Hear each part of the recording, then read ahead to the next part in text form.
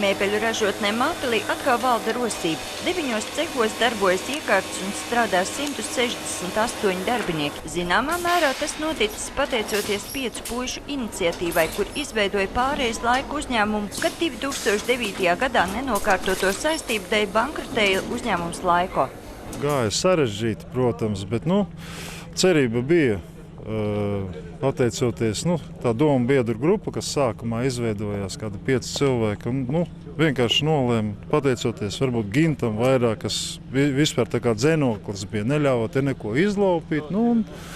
Tad mēs savācāmies un vienkārši nolēmām, ka varam palaist to visu pasākumu paši.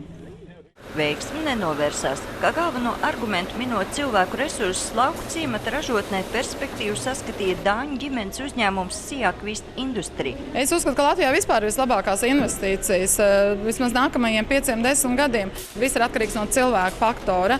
Un ņemot vērā, ka tieši cilvēku faktors Latvijā ir ļoti augsts kvalitātes, es domāju, ka pārsvarā visa biznesa, kas šeit ir uzsākti ar pareizo biznesa plānu, ir lemta veiksmēji.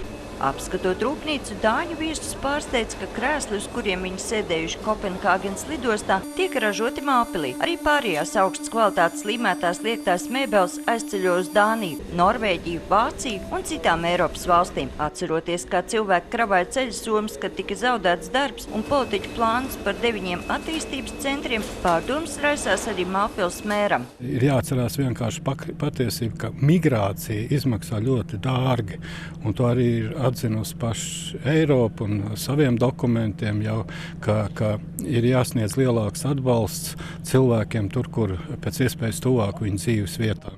Lai gan rūpnīcas ražošana sākus tikai šogad, jau sasniegts 2 miljonu latu liels apgrozījums, pašais pieprasījums pārsniedzot varēšanu. Tāpēc arī turpmāk notiks attīstība un būs nepieciešams arī jaunas darba rokas. Sandra Letāna, Andris Pāns, TV Spektrs.